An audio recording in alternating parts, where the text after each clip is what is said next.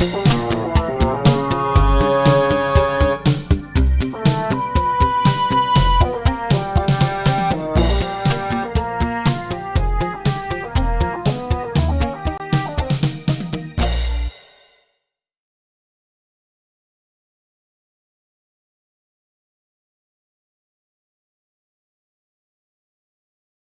here we are, guys. All right, hello and welcome to our Chatter of the Squirrels year-end retrospective. Yep. So for those of you who may be seeing us for the first time, my name is Darren. And I am Alan. And we're both Dobbs. Yep. I have a small game store in Mountain Grove, Missouri, where we do a weekly Facebook Live broadcast we call Chatter of the Squirrels.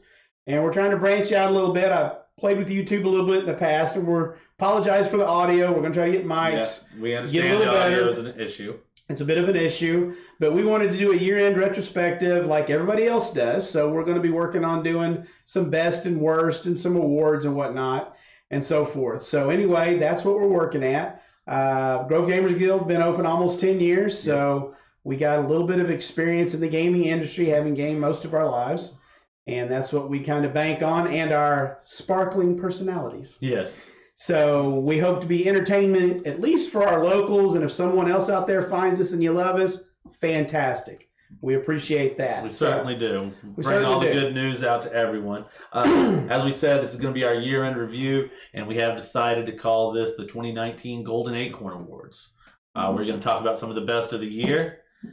And here is Radagast. You'll find out if you saw from our logo that I like squirrels, and so we have kind of used that as a platform for us.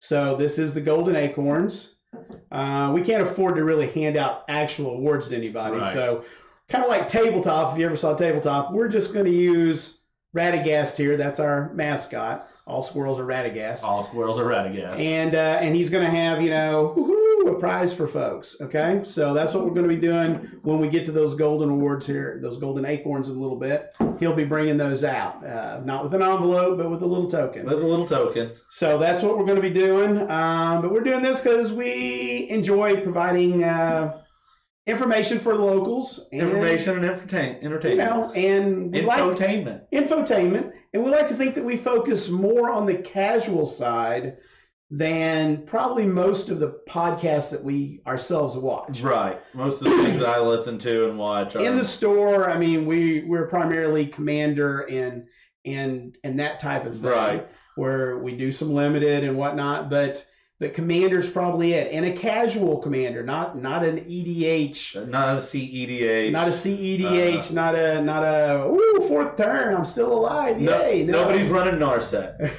I mean, that's nobody's going for that. We're sitting there and we're BSing for an hour, and then somebody does a cool thing and the game's over. Yep. So that's our jam.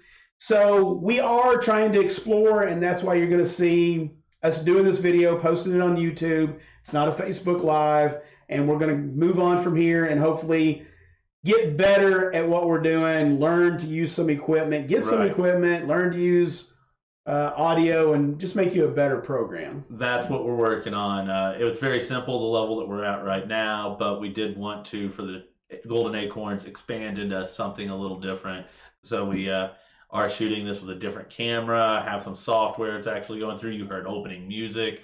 Hopefully there'll be more of that to come in the future. Maybe better music too, maybe better graphics, maybe whatever. We're going to try stuff. Self-composed by me. Yeah, we've got this, there's an app you can download to hum into so that we didn't have to pay anybody music rights for that. That's right. So it's... I hummed. He created that. I might do the next one. You never know. I was able to go into the mixer. I was able to crank up the guitar a little bit and cut back on the organ, and Ooh, you got fancy. I did. There's different settings like rock. I went to rock. I cut back the organ, amped up the lead guitar a little. Yeah, we're going to experiment with what kind of music we like in there. So again, we're all squirrel themed pretty much. So that's what's coming down the pipe and what we're up to. So we're going to jump right into it. Right into 2019. Right into a review. We're going to jump right into 2019 on this first day of 2020. Here he comes. And the first thing he's telling us is that we need to talk about favorite content creator. Oh, favorite content creator of 2019? Of 2019. I'm going to go with a probably not a correct pick, but There is no wrong answers. I'm going to pick Mark Rosewater. I know he works for Watsy. A lot of the other content creators get contracts with him, so he's not independent, but he provides so much content. Not only does he make the cards, but in this our first annual awards, I wanted to be sure and point out that he has. I don't Twitter, but he's got a Twitter account. He's got. You don't tweet. Oh yeah, see, I don't. I just proved it. He's got accounts on several social media platforms. He has Tumblr, Blogatog, which I use frequently in the chatter thing. Right. So if you listen to chatter, I usually am re-blogatogging a little bit, talking about what he's been talking about. He makes a comic every day. He just does all types of things. Yep. So he is a very busy man. So that's why I chose him for this award in our inaugural year, because he produces so much content. However, my son had to one-up me on this, and it's a toss-up. But this person might actually create more content. There is in a possibly fashion. only one other man in Magic that creates more content than Mark Rosewater, and his name would be Seth, probably better known as Saffron Olive, for MTG Goldfish. He creates a fantastic amount of content. Be it through deck techs, his Against the Odds series, where he's trying to build the budget decks, and he's brewing. He's got a pot. Him and the other guys from MTG Goldfish, the owner and stuff, they do their MTG Goldfish cast that I listen to every week. They do that on Monday, and they do news like we do on. He writes articles. Good articles. Yes, he had comprehensive retrospectives. He did his own. He did his own about future of Paper Magic. You had shared that out. It was a fantastic article. I read his stuff about where he thought the future of Paper Magic was going. He's a very insightful guy when it comes. Breaks to down new sets for value if you're into that kind of thing. We prefer to think mainly in terms of play value in our store, but I can certainly see where financial plays in. There is a whole side of MTG finance, and Seth has his fingers in a little bit of everything when it comes to Magic. And he does, and he's entertaining. He is vastly entertaining. He does take a little getting used to at first, but there's nobody I think that enjoys Magic more on a constant basis when I listen to them talk about Magic than Saffron Olive. He is infectious, much like Mark Rosewater. Yes, they do. Maro is very bubbly. They're very bubbly. Very bubbly. So Radagast is headed back this way again. Oh, hi, Radagast. He says this time we're doing favorite ancillary product. Oh. So that would be non-standard. So Watsy's been making a lot of stuff. Master sets, dual decks. They've done a lot of stuff for a lot of years. Commander decks.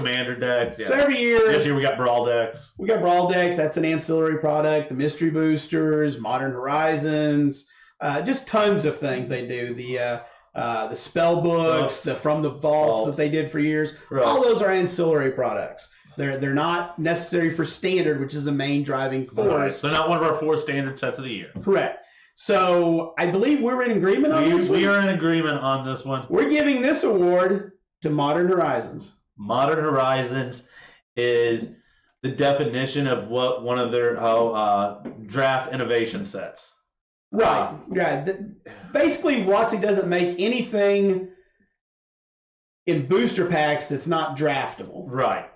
And this was the first straight to modern set. Until this, everything went through standard to get there, and this one doesn't. It just shortcut right in there. I believed for the last year, since I got back into Magic and learned what Modern was, because Modern didn't exist when I quit playing Magic, I believed that there was going to be a set that did this. It just made sense to me that pumped cards straight into Modern. I haven't ever even played Modern, like I said. I missed most of the Modern cards from when I didn't play, and but I felt like this was something that was just an obvious. We had things like everything that comes out in a Commander deck or comes out in all these other ancillary products go to the Eternal formats, but only things in Standard went to Modern. And I felt like that was something that they were gonna bypass at some point. It was too much of an opportunity because it existed. They had to find a way to bypass it, and they did a fantastic job. And like I was talking about earlier, I feel like now in hindsight, if we look back, it sort of telegraphed to us the fact that Pioneer was coming.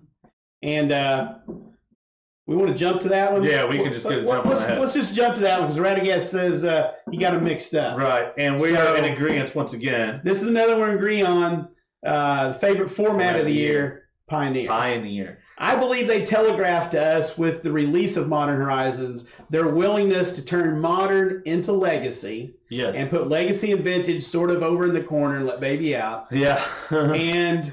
And that was sort of a telegraph in hindsight. Well, nobody knew it in foresight. But I believe that's the case. And Pioneer, still in infancy right now, but I believe that format is going to be probably the premier format moving forward. It will be the premier format, much like we used to see Standard, Modern, Legacy. We'll now see Standard, Pioneer, Modern, Legacy will... / Vintage. Right. For the people who have the monies. Right. Legacy is going to get relegated away from the tournament scene that we see. We're going to see Pioneer is going to be our premier format. I think Pioneer, for all the people that are worried about the future of Paper Magic, was a fantastic sign. Absolutely. They still care about Paper Magic.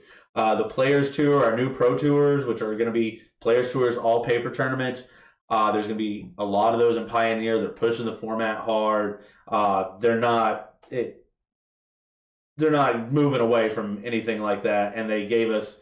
Paper Magic's got lots of life. Right. Don't be worried for Paper Magic. No. We have some concerns here and there, but it's not going anywhere. At the same time, they did things to raise concerns. They gave us Pioneer, and Pioneer has blown up huge. You hear also a boon to the LGS because singles that were just sitting there, all of a sudden, there's a want for them. Right. Wild Slash is now, $4 uncommon? $4 or $5, yeah. Yeah, so things like that are a major boon to the LGSs. So we were in agreement on that. So we sort of skipped over it so that we could tie those two together. But our Radagast says it's time for another one here. Oh. So our favorite standard set of the year. Yes. Is there really any question about what that one is? It has to be War of the Spark. War of the Sparks. The culmination of 5 years of story or something they were telling. I mean, commence the end game. Commence the end. How sweet was it? It pre-released the same weekend that Avengers Endgame was in theaters. There's no way they could have planned that. Right. That is such a fortunate event. It is, but it was a cultural event in itself for Magic players. I work at a theater, so I was actually doing events for Avengers Endgame, and I did one of those, and then I went to the LGS. I went to Grove Gamers Guild to play in the midnight pre-release for War of the Spark, which I happened to win the midnight pre-release for War of the Spark, and War of the Spark was just a fantastic. It was all an event. It was a major thing. It was so much fun. It was one of the funnest limited formats I've played in a long time. I know it was bomb heavy, and some people didn't like that, but the bombs were just incredible when you got them. It had a huge impact on standard. Some of the funnest times I've had in a standard format of the year probably was when the Planeswalkers were running rampant and everybody was trying to figure out, do you play the Elder Spell? Can Sarkhan really kill everyone? It was nice to draft. I mean, the uncommon Planeswalkers were a nice change bonus. Of pace. Yeah. Instead of enchantments, we basically got uncommon Planeswalkers with static abilities. And we're just going to go ahead and jump in because Radagast kind of telling us to move along and say, hey, what's our mechanic of the year? The best mechanic of the year. I think we agreed on this one as well. The Planeswalkers and their static abilities that came out of that event. Right. I looked at several different mechanics, and I was like, is food really? Adventures are really cool. Adventures, they finally gave us a split card with a creature on one side, and that's super cool. But it is just a split card with a creature on one side. And when they gave us static abilities on Planeswalkers specifically, in my opinion, they changed Magic more than anything else they did this year. They made a bigger change to the overall game. And just the Planeswalker theme in general Oh, was yeah. a mechanical theme. So taking them, I mean, we had some rare Planeswalkers, and you can get more 4 ability Planeswalkers. Maybe even in the future we just get 2 abilities with a static, even at Mythic, right? You know, but just maybe a higher power level. So I think that was a game changer. Right. So it was incredible. War of the Spark also gave us the death of one of the Gatewatch, one of our major characters. We talked about Planeswalkers. Just the whole thing. Everything was very epic about War of the Spark. It was. So it's the best time I've had since I've been back playing Magic. Best time maybe I've ever had in Magic. War of the Spark was just an event. So we had a couple other things. Radagast wanted to remind us that we also did Card of the Year. Oh yes, Now we did not agree on these, and there are plenty. I could not decide. Plenty of fine choices for Card of the Year. I mean, we can look at Modern Horizons and talk about the Astrolabe. We can talk about Hogak. Hogak is one of the most. It was a free 8/8. We could talk about Gingerbread. Gingerbread's solid from Throne of Eldraine. You know. Yeah.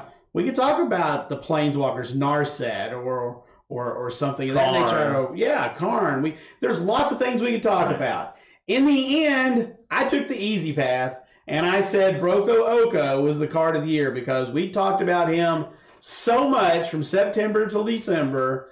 He broke 4 formats and had to be banned. That how can we not mention him?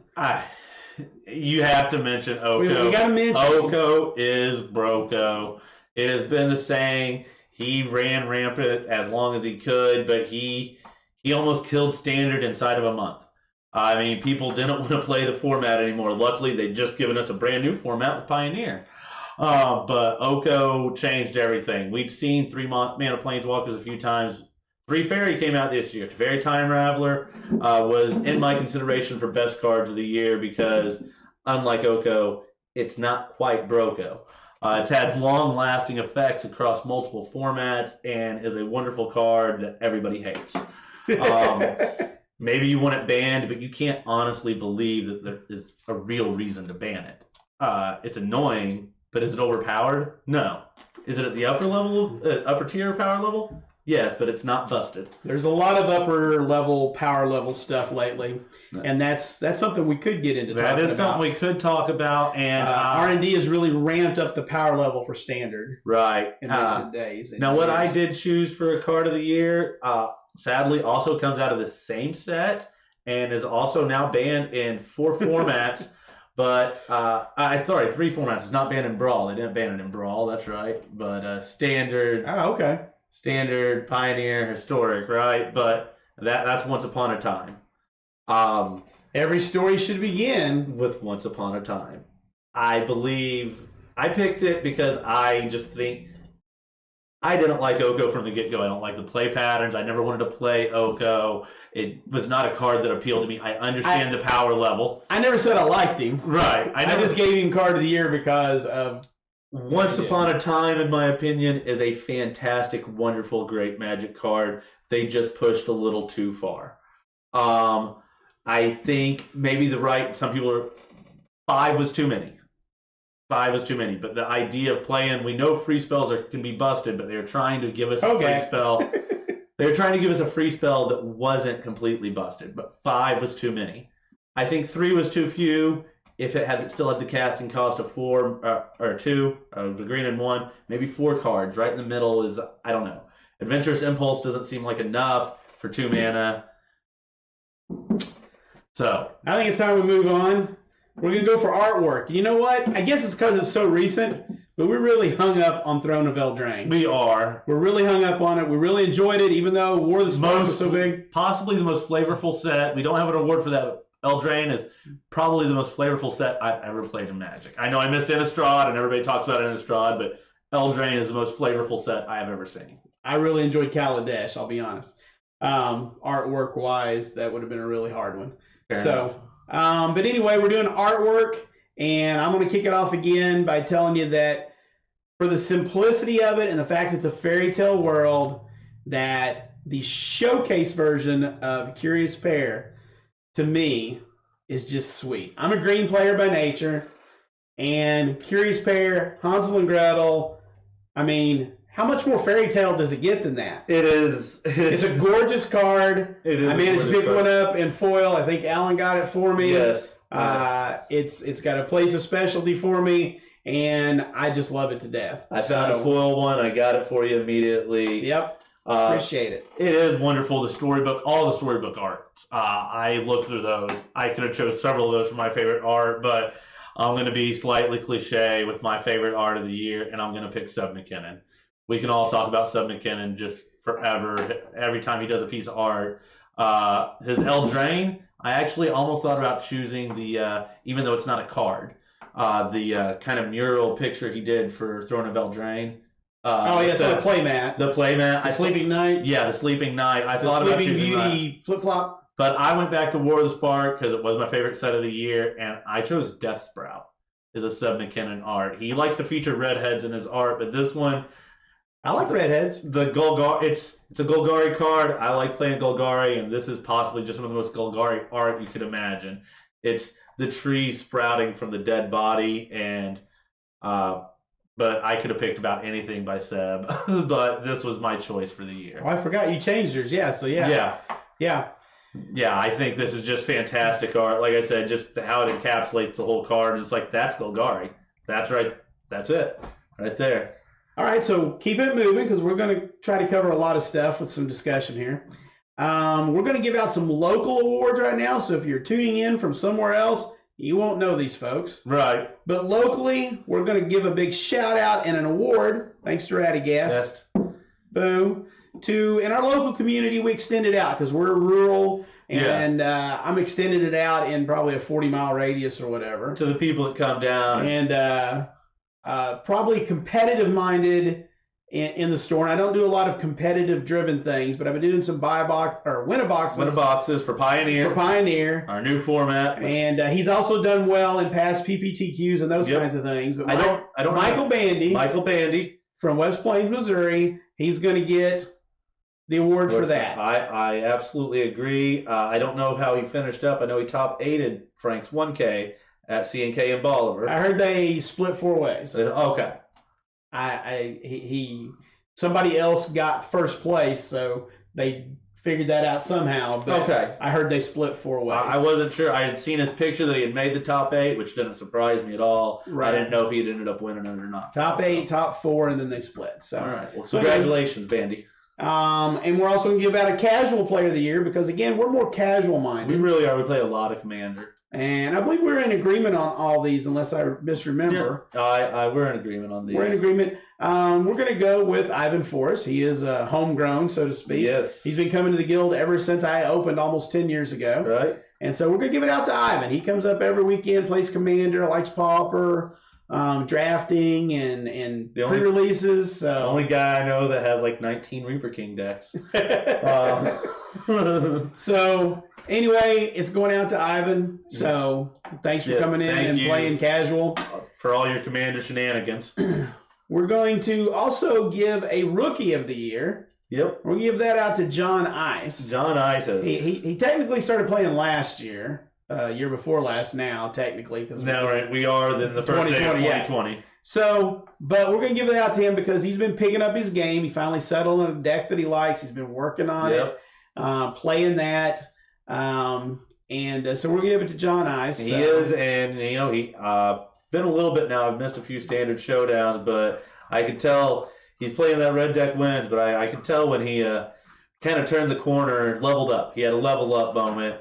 And, man, he just came at me so fast with that Cavalcade. Like, turn 3, I'm just sitting there like... He started getting the tour brands in there and started coming together. He really... you can die in just, like, almost no time. I'm playing a mid-range pile that, like, by the time I have cards in my hand to do anything with, like, I'm dead. He's just done and ready to shuffle up for game 2. So yeah. Good job, John. Good job, John. And then we're going to throw out a player of the year for the local community. Overall player of the year. Overall player of the year. And we're going to give it out to Zach Kirk. Zach has been playing more Magic than anybody else. Took a holiday, however you want to put it, a little extended leave for a while, and then came back in the last year. And he's super excited on Pioneer because that's when he started. It was back in Theros, maybe it was. Return to Ravnica or Theros. Yeah, he was right in that neighborhood. So he's been playing, and he plays Commander. Plays a lot of casual Commander, loves the draft. He loves all those Standard, things. Pioneer. He's got a modern deck that yeah. So those are our local winners, and we tried to breeze through those, but give everybody their due there. Certainly because, again, we're a local podcast first and foremost, and if other people get benefit from our entertainment or wisdom, more power. Awesome. The next thing I think we're going to move to is, I had one more. One more. If you guys followed along, you might have saw that they debuted the trailer for Theros Beyond Death at the Game Awards this year. And you might have also noticed, and the Game Awards are about digital gaming, they're about esports primarily. Might have noticed that Arena didn't get nominated and therefore didn't win any awards. So we're going to give Magic an award for not being nominated or winning any awards at the Game Awards where they debuted their new set. So big shout out to Watsy because you showed up and you had stuff and yet you didn't get nominated for any awards at the award show you were at.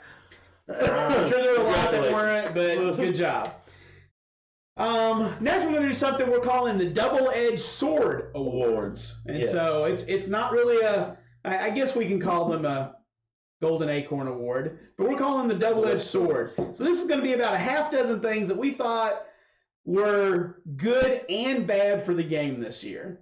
So a lot of retrospectives are given worst and best and so forth. Right. We're going to tell you some things that we see both sides do. Yes, there's several this year. So the top one on our list is the London Mulligan. So I think the consensus is pretty clear out there. Now, that it is awesome for limited, for draft, for sealed. It really helps turn non-games into games. Right. It really does. It really does. It really does. But when we get to constructed formats, it just makes all the games the same.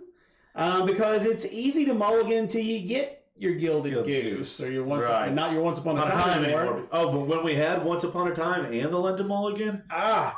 So it just makes it so much easier to make sure your deck plays pretty much the same every time. Just mulligan down, keep the right stuff, ditch the stuff you don't need, and just go at it. Yeah.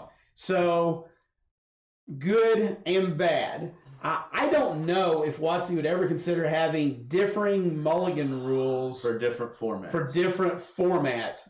But man, it seems like they ought to take a look at that. Yeah. I mean, we've never had it done. It's even done a number in standard, but especially non-rotating formats. The London Mulligan is just not healthy, maybe in the long run. Players love it already because they got options now. I mean, it's just like every time the mulligan rule has changed, it's got better for the player, you would say.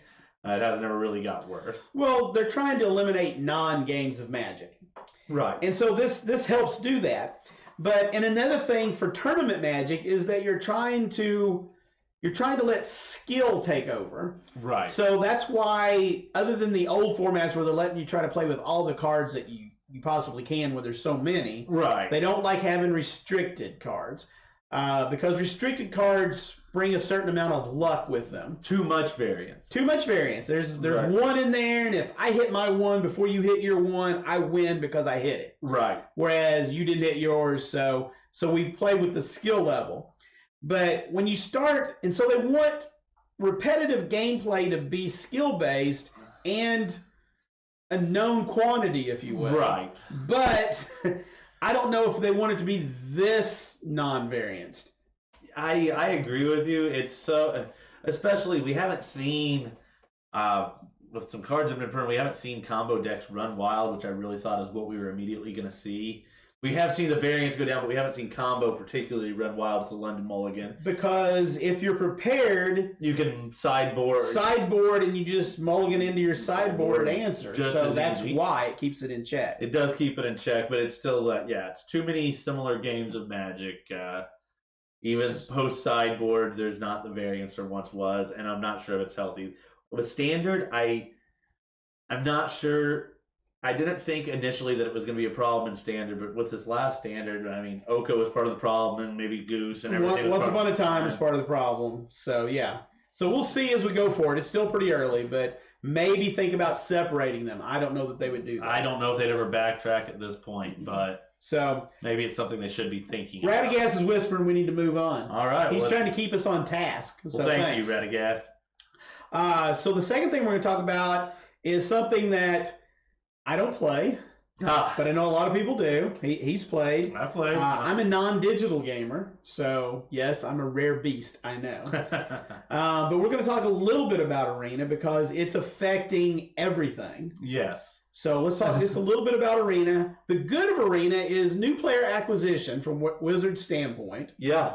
It's done amazing at that. Not to mention it's easier to make ones and zeros than print paper, but we won't go there too deep.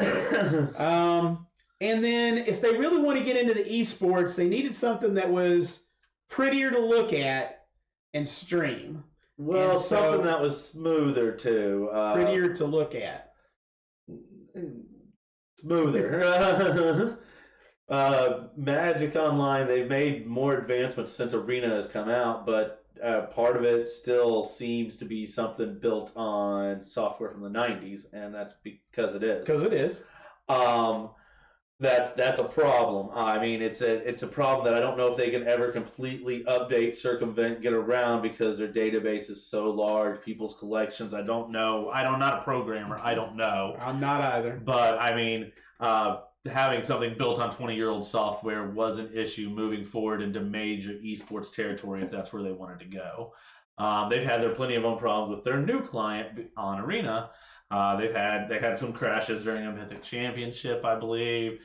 Some people had crashed and had to restart a game because there was no that safe since it came out of beta or before? Yeah, I believe not very long. A couple Mythic Championships ago. Okay. I believe they had some connectivity issues. Some people crashed during a game and had to restart. They couldn't go back in where the game was at. Okay, so they have some issues still, but and there's been some mismanagement with it as far as the historic wanting to charge you double mythics, double rares for the cards, right? And there's the whole brawl debacle with letting you play it 1 day a week, and then the brawl a days wanting to charge you 10,000 gold to play brawl, which is it's literally highway robbery. We're going to let you play it every day for the next month, but it's going to cost you equivalent to 10 packs. Here, have a Reese the Redeemed. Which is legal for Brawl Arena, but we can't play it in paper. Right. I don't know if it's coming, but that's odd. They've now separated. That's probably a different topic for a different day. It is, and why Reese the Redeemed? I don't know. Like, if they're going to pick something different. It's a good card in my decks. I'll make a lot of squirrels with that card. I mean, does it mean that we can play Historic Brawl with it now and turn on Mox Amber's turn one? I don't... And then the other point, one of the other points I wanted to make is that apparently limited... Even though it's great that apparently you can go draft anytime you want, it's bot drafting. It's bot drafting. And so if the bots don't recognize an archetype, then you just run rampant with it. And I guess right now people are tired of milling. Mill with Eldraine was a big problem. I haven't drafted Eldraine. I haven't played Arena at all in a month probably. Maybe more. I played not too long after Eldraine came out, and then I haven't played in a while. I've never played. But Merfolk Secret Keepers, I mean, you could draft 4 or 5 of them sometimes. And I got a Lucky Clover in here too, and it didn't say please. Well, I'm just going to sit back and mill them to death because I can. I'm going to tell you my theory that I haven't heard anybody else talk about, but my theory is that WotC was either so short-sighted or so tunnel visioned with Arena that I believe they maybe naively thought that they could just run Arena as standard. I think that was their plan. It's just for standard. We're just going to put standard cards in there. We're never going back. This was their game plan, I think. Never going back. Never going to have modern or anything like that in it. And then when it came out and it was successful, Right. then they had to scramble to do something else. Hence, historic. And then, oh, we'll put some of these other cards in there. Well, there may be modern on it someday. And we might do this, and now we have to do these things. I think it's either they were so short-sighted or so tunnel vision that they didn't realize that they'd need to do these other things. I think it was. I think you're absolutely right. I think it was a little bit of both of those things, and I think they were probably driven a little too hard by the higher ups. It was probably a lot of Hasbro that going, we want this digital client out there quick. That's an easy out that a lot of people take. Blame Hasbro. Maybe, maybe not. But this historic thing, when they first started to try to get double to get you trade in, they were trying to actively keep people from wanting to play historic. Right. Well, until people said, we want to play, but we're not paying that, you know. Right. They don't want historic to exist. That is obviously blatant. They do not want it to exist. I think they're coming around to it now. The only reason that they created it, and it felt like they created it in the 11th hour before rotation, is like because they can't just take your cards away at rotation, and they kind of want to. Again, I think maybe they got surprised that it was actually popular. They failed on so many levels in the past. That's the only thing that makes sense to me. Right. It really... It was more popular than they imagined, but I believe there was a lot of short-sightedness. The biggest failing of Arena this year was the fact that until a week or two ago, when we finally got the friends list update that was supposed to have happened a month or two before that, we'd literally got nothing new in Arena all year other than microtransactions for them to mine money from. We got pretty sleeves and little critters that run around, animated explosions and stuff. Card styles, sleeve styles, things like that, but no functionality upgrades, no changes to the deck builder. The friends list wasn't implemented, like I said, until a week or two ago. None of that existed until right before the end of the year.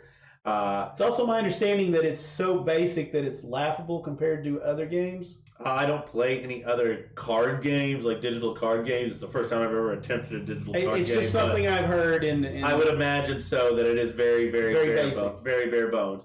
Once again, it is being saved by, through all the hard times that Magic has had in history, its 26-year history, it's been saved by the fact that it's a wonderful gameplay experience. Brad, I guess says it's time to move on. It is. I agree. So, WotC selling singles. We're going to tell you the good and the bad. Yeah, there's actually good in this. There is good. It's good for players for situations like Secret Lair, which they just did it in December. Right. For people who like particular types of artwork. This seems like a fantastic way for them to get that artwork. Yeah. And to get something that's aimed at them. Now, some of the choices they made for that first Secret Lair seemed a little odd to me. I feel like... But it probably hit some people because they didn't all hit me. I feel they are shotgun affecting is what they are trying. They are trying to see like a shotgun pattern out there and see what got the most kind of hits to tell them a direction to head towards in the future is how I feel it kind of was. Right. It's also a way, and we're just going to say the word here, it's also a way for WotC to get more money out of the whales. Yes. And we all know there's whales out there. And just like in gambling, whales are the people who have more money than the rest of us. Yes. I won't say any unkind things. If you're fortunate to have the money to spend $250 on a Mythic Edition just because you want those Planeswalkers, fantastic. Yeah. If you want to spend, X number of dollars for that big deluxe edition or whatever because you really wanted the one thing in there and you have it, fantastic. Right. Again, it's a way WotC can aim. And as long as this is the thing people, they call it money grabs, cash grabs, and it just irks me. Right. If WotC doesn't keep making money, they don't keep making magic. And if they don't keep making magic, we lose our hobby.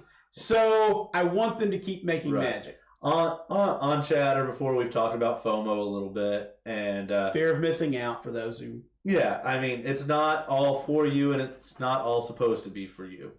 That's just the truth of it. Just get over it. You can't have it all unless you're one of those whales with deep pockets that can, and then maybe you can try to collect it all. Right. I've got a bunch of ephemera behind us. You probably can't see much of it. Right. That I've collected over the years, but I don't have near, we have portal stuff back here.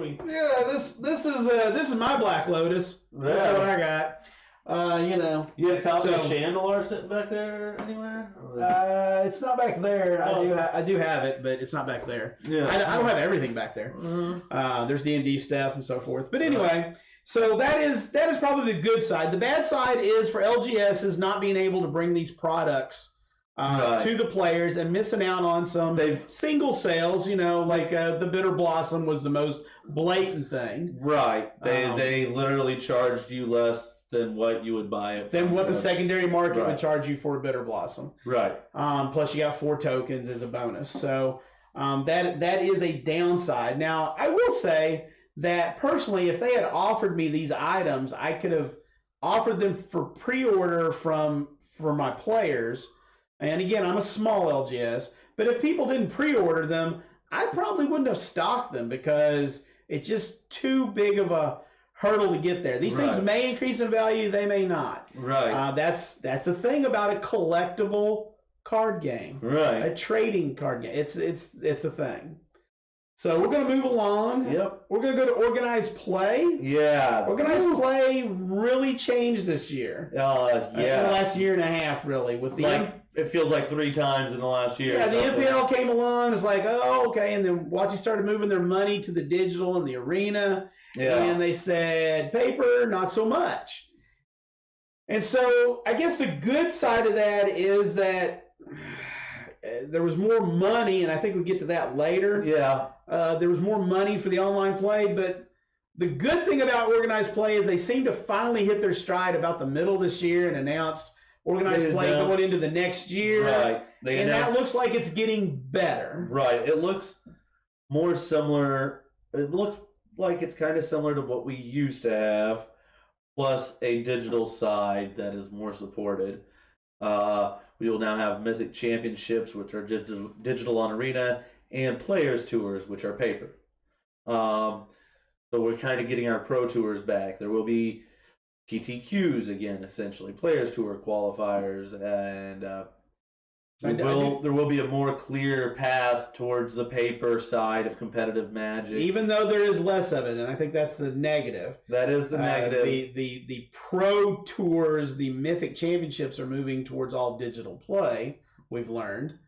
But we have, that's what I was just saying, we have the Players Tours that are dedicated to paper play, the entire Players Tour. But again, the proof's in the pudding, so we've got to wait for next year. But I just feel like they're moving their, and I'm fine with it as a casual-based store. I'm fine with it. They're moving their competitive play to digital.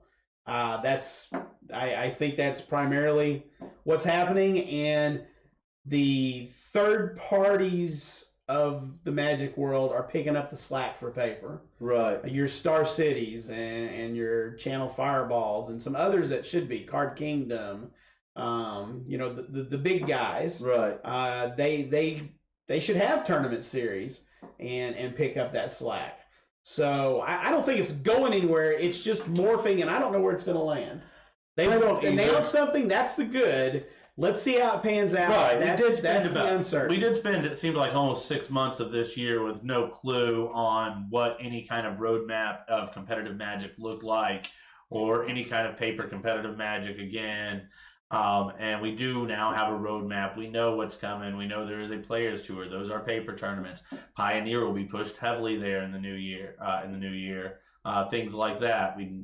Where you can go to play PTQs and things as such. We got a lot of topics if we're going to move. I don't remember what time we got started, but I think we're getting in there. So all right. Brawl.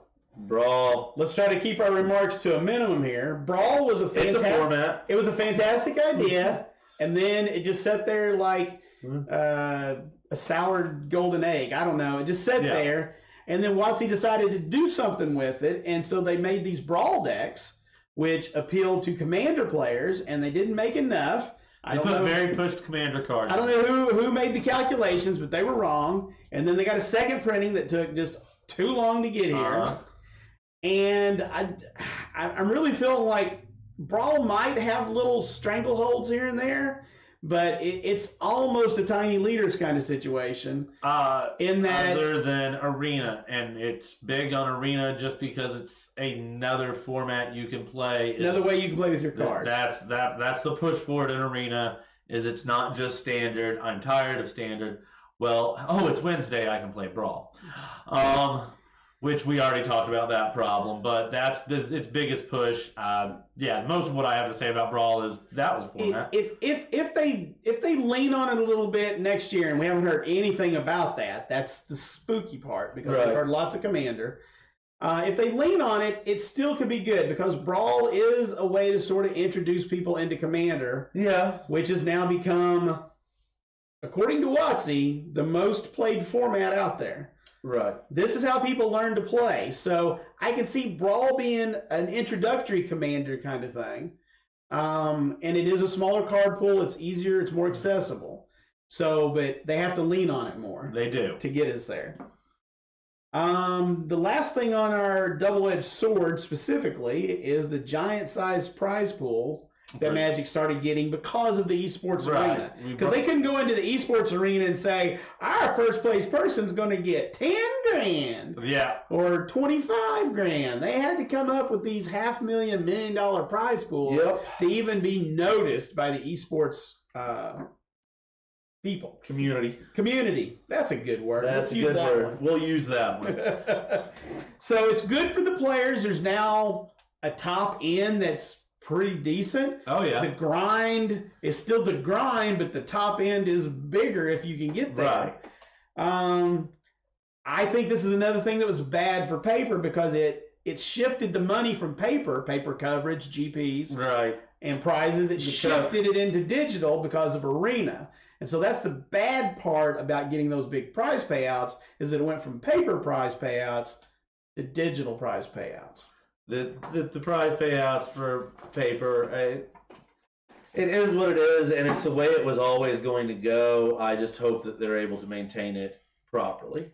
That it was the way of the future. It was, to be honest, it was long past where it should have been. Magic should have been more focused on digital years before they were, probably, and never let Hearthstone cut into what they should have foothold in to begin with. Possibly. I think third parties should have been stepping up a lot sooner other than Star City, to be honest with you. I agree. But we'll see how it all goes. Yeah. We're going to just list off some positives, negatives, and some middling ground things for the past year, and then we're going to call it a day. So if you're still hanging with us, we appreciate it. We are going to have a Chatter of the Squirrels tomorrow night live. Streamed on Facebook like we normally do. We're going to do those for a while longer while we kind of dial in doing this kind of thing. So I think some positives from last year that we've got listed off here. Commander's rise in popularity. Now, I don't think it just all of a sudden this year became boom popular. No, it was an acknowledgement. It's a slow growth that finally Wizards goes, we can't deny it anymore. Right. Commander is the #1 format.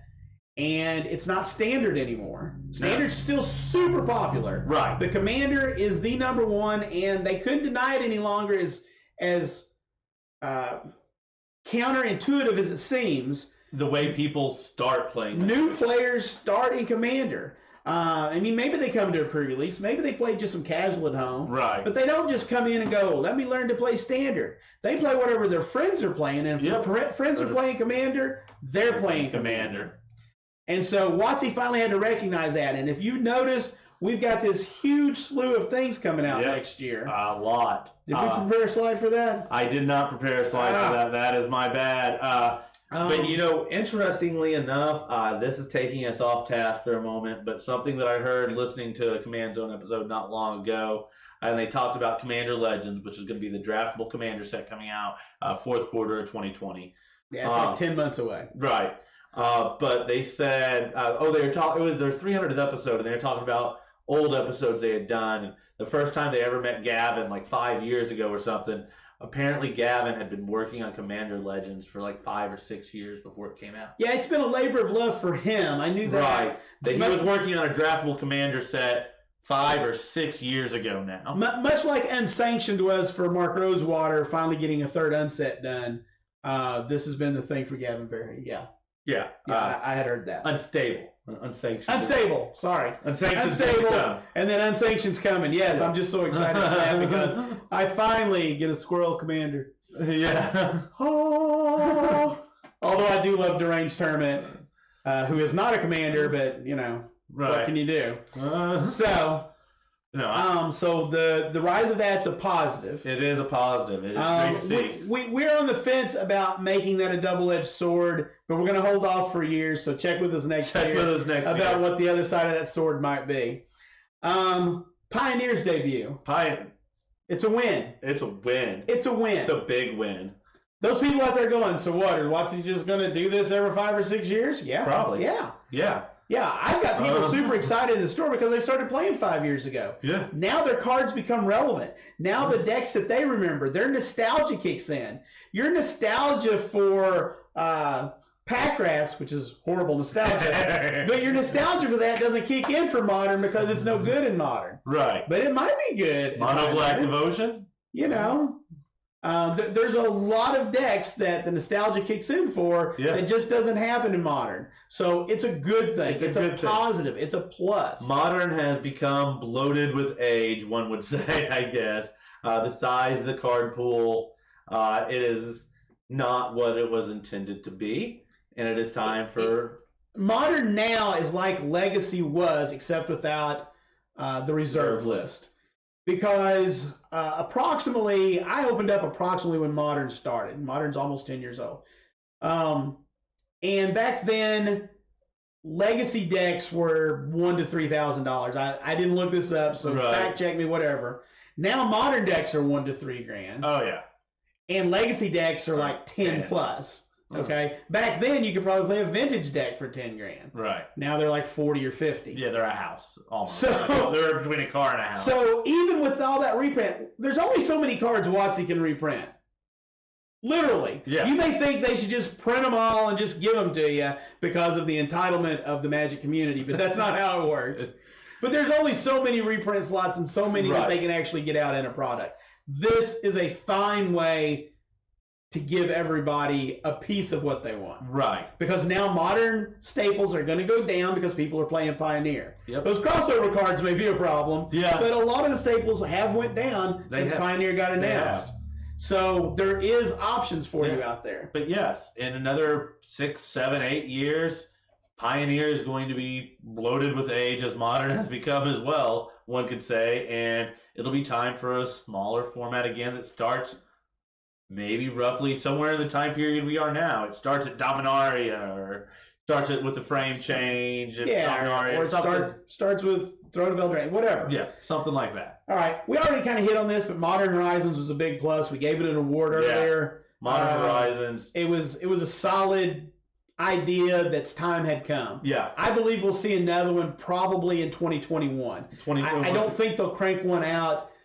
They might have banked on, if they knew Pioneer was coming, they might have banked on, and we might have one. They haven't announced it for this year, but they didn't announce everything, I'm sure. Although we know a lot of products for this year. But I think 2021, we're going to see a Modern Horizons too. I'll predict that. I'll say at the latest, 2021. Yeah. Because they work 2 years in advance, so I think 2021.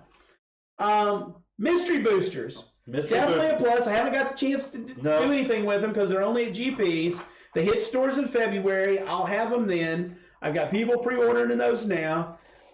You get Chaos Draft in a box. Yep.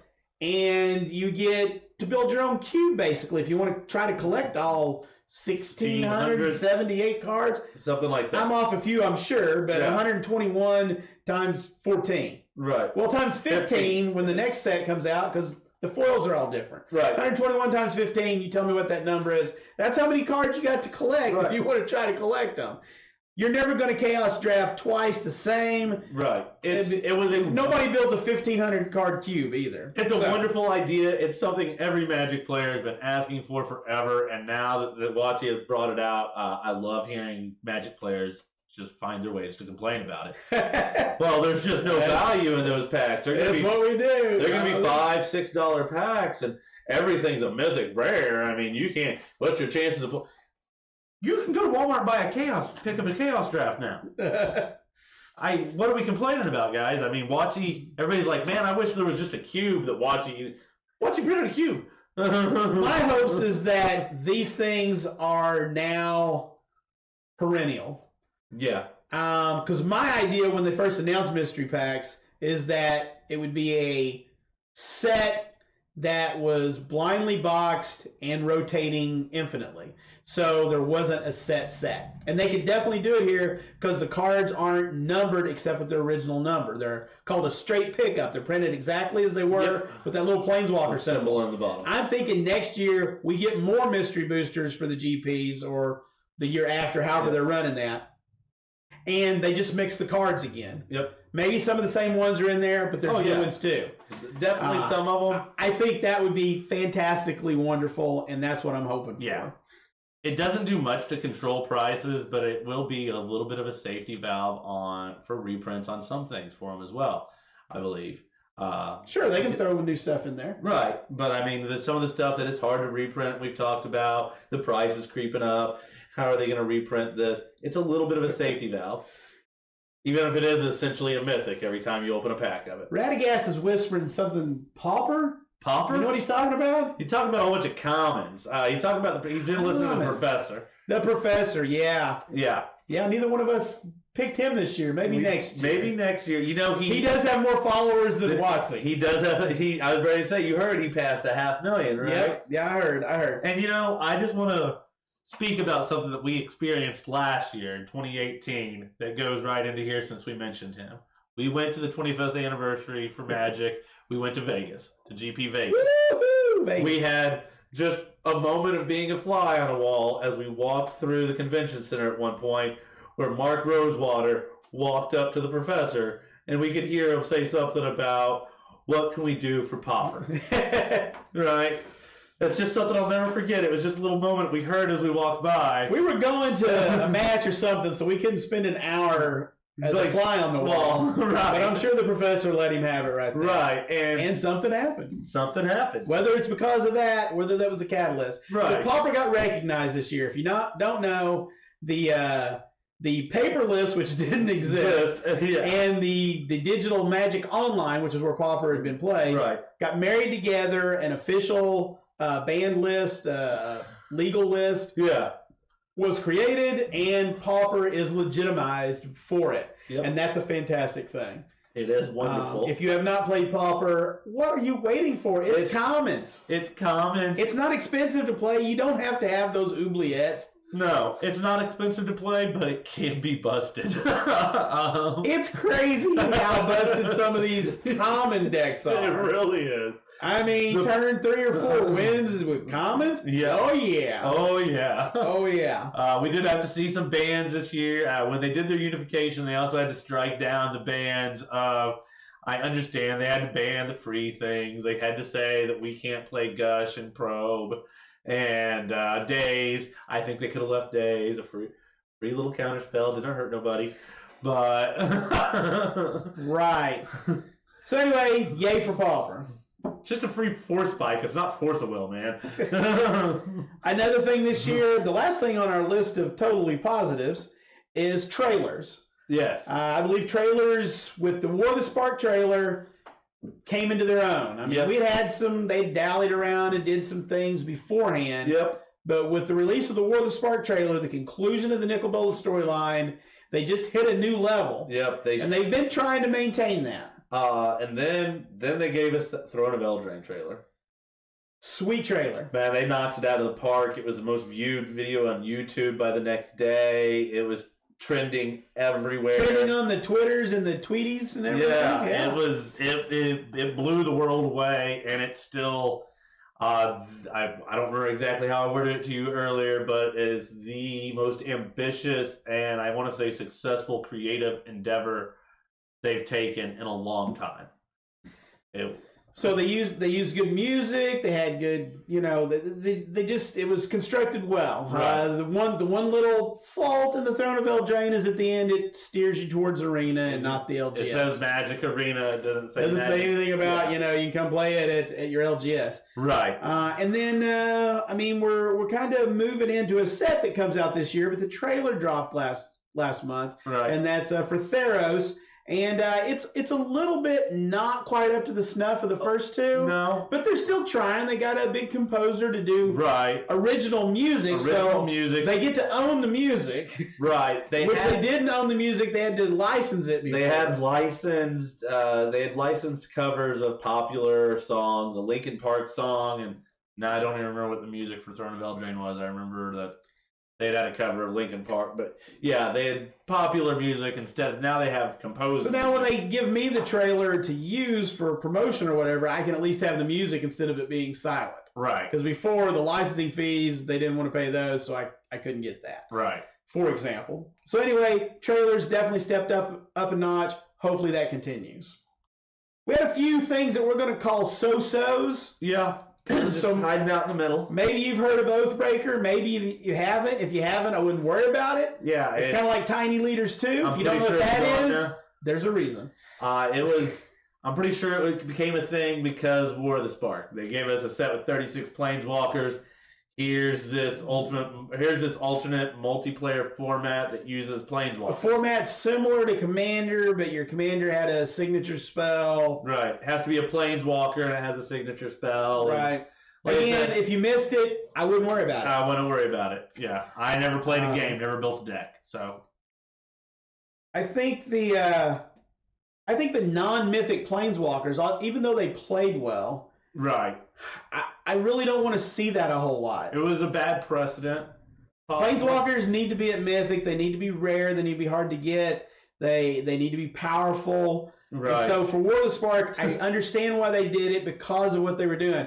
I just don't want to be seeing uncommon Planeswalkers all the time. Well, you telling me that like uncommon Planeswalkers can't be powerful? Narset isn't powerful? Anything can be pushed. Anything can be pushed.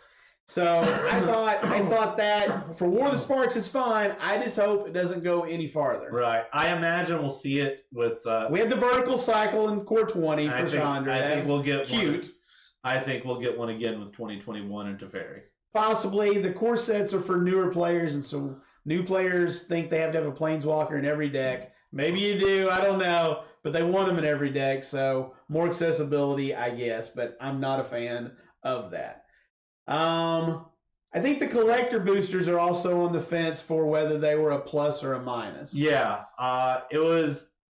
They're confusing is the minus side. I mean, you added multiple printings of the same card. People going, where do I get this? What is this? Where did it come from? Right. Why does it exist? And Throne of Eldraine being worse because of the printing mistake to where that was the only place that you could get the non-foil common showcase cards. Right, which is fixed in upcoming sets. Right, but that made it doubly confusing. Made it confusing. Also, it's another product for the whales, and that's fine. The people who want to collect all the shinies and the pretties, that's good for them. More shinies and pretties.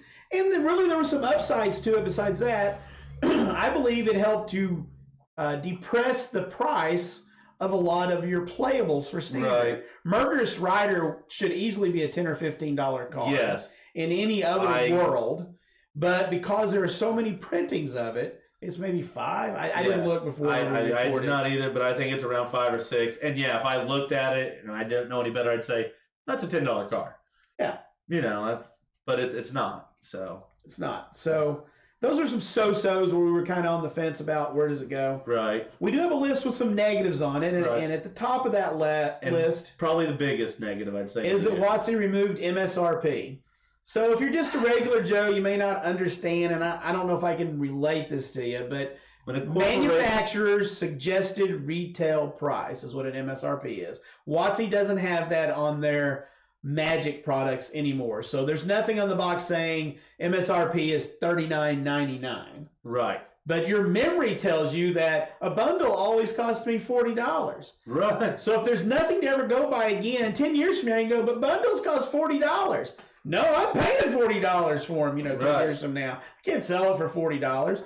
So there's no guideline for the consumer to look at. Yeah, right. And that's bad. That's very bad. I mean, anytime a major corporation wants to refuse to give you any transparency, you should worry a little. When they're taking away something that's fairly universal, but this is not just a Magic thing. This has started to be a trend in other things I've noticed in the last few years, and I've read about other industries. This is kind of trending.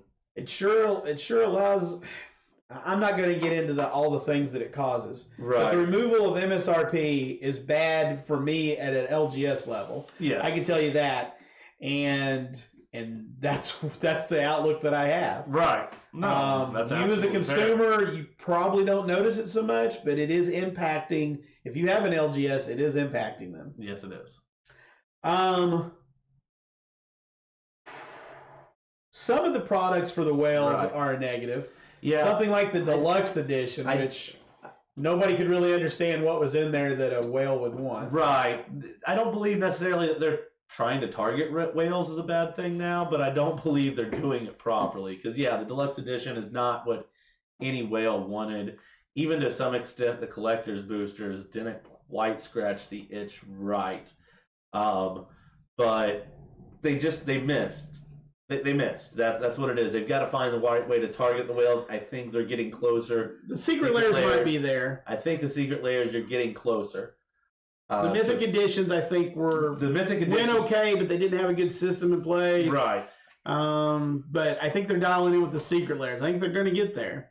But, I'm just going to throw in cutting coverage because we talked about it a little bit earlier. I think that was a negative. I think when you take that coverage off, you had coverage of the Mythic events, but taking that coverage away from the paper is still pulling eyes away from part of your products. I think we need a little bit coverage back on the paper. Used to, any weekend you knew you could watch Magic, there was like 40 GPs a year that were had coverage. Now there was like 4 or 5. It seemed like. I mean, Watsy's feeling pretty good about throwing it on the streamers to get that going, and then you can go find a streamer that you want to watch. Right. And it's hard to follow the threads of the pro players anymore. Right. Because you don't have that constant, they're at a GP this weekend or whatever. If you've got a favorite pro that you like to follow, it's gotten hard to do. Unless they're in the MPL. Right. And then you have to want to watch Arena. And that's a category we actually cut from giving a Golden Acorn to that we had once talked about. And it's because it has become harder to watch our pro players this year. Yeah. We were to pick a favorite pro player, but it's become much harder to keep up with them and watch them like you could every weekend at a GP. I'd go BBD. Read his articles. I'd have to probably say Reed Duke. He got his Hall of Fame induction this year. Solid choices. Solid choices. The last negative we're going to hit on is the Magic story. Oh, my God. Oh, my God. Where did it go? I mean, the world got good starting in Origins. Yeah. Weekly stories. You had the text on the cards and the supplemental stuff, but weekly stories, everything was looking good. And then they decided to monetize the story by making ebooks. And I haven't read them, but apparently not even great ebooks. No, they're not. From the reviews I've read, and I'm not reading them, you want an involved community. You want an engaged community. And how do you engage them with that story? And it's not there. I'm not as engaged as I was because there's not a story. There's not 3,000 words for me to read every week. Right. It's gotten so bad that they've literally had to make apologies that were not the best apologies by some people. We won't get into the Sean thing. Yeah, but could, but we're not going to. And then they've just decided to say there isn't story going forward, essentially. We have we don't know. In Theros, there's not. There's 34 individual story cards that you get a paragraph with. Right. I am confused as all get out how this came to be. I'm tempted, and I told Alan before we started, I think maybe that they had a book written for Theros, and then because the last 3 books have bombed so badly Right. that they chose to not release it. They probably paid somebody to write it, Right. and still got them under contract and NDA'd, so they can't say they wrote it. Right. But they just decided it's better to not release that thing because they are bombing so hard. All three of them have been. Well, they did have one book that performed well, I believe, but it didn't necessarily directly tie into the story. Brandon Sanderson did the one where we talked about Davriel and everything before we got Davriel and War of the Spark.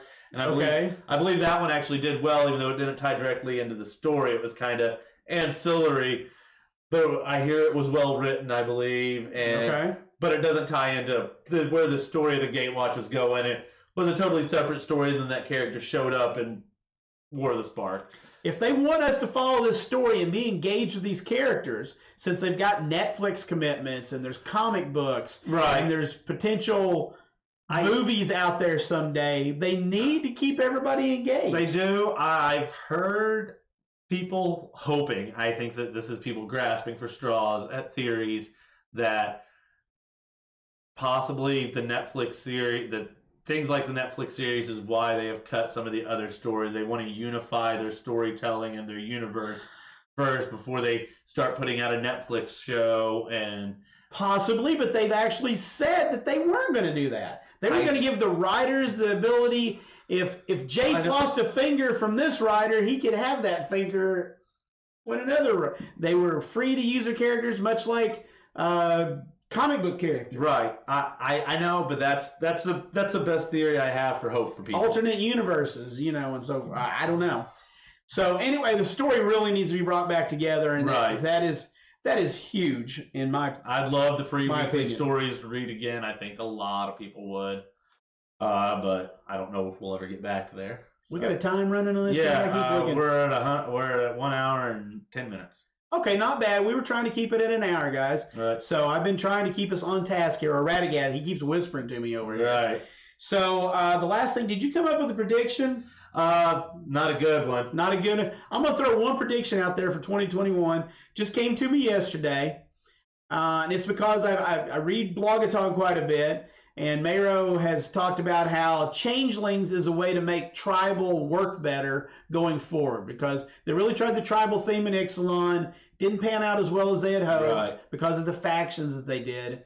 But changelings is a thing that he seems to think will make tribal work. Right. And so I think going forward, we're going to see some changelings.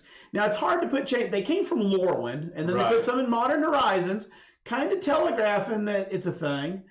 But changelings are hard to throw into a world, unless we go back to Lorwyn, or maybe they're not hard to throw into a world. But you know where a good place to put them would be? The core set, much like they've done slivers in the past. And we just got a preview of a brand new Satyr Lord coming in Theros, and there are no Satyrs in Standard. Right. I'm sure there'll be some other Satyrs, because we had some last time we were in Theros. And Satyrs there's only 20 in all of Magic. Right. 19, 21, something like that. 20, I believe the Satyr Lord makes 20. Although I'll tell you, as a Gruul player, I'd play it without other Satyrs. I'd throw it in Gruul aggro without other Satyrs. So maybe that's part of the reason, is that maybe good enough. And sometimes they telegraph us things that are coming. That's true. And we have to find them. I'm predicting that Core Set 21 has changelings in it. Well, my prediction, I do have a prediction now sitting here. Oh, now he comes up with one. It's one I've made before, actually, but I believe that with Ikoria, we are going to see, I do not know what it's going to be named, because he said it won't be Host and Augment in Ikoria, but I believe we're going to see a Black Border renamed version of Host and Augment to create our monsters in Ikoria. I believe we're going to be putting two cards together in some fashion.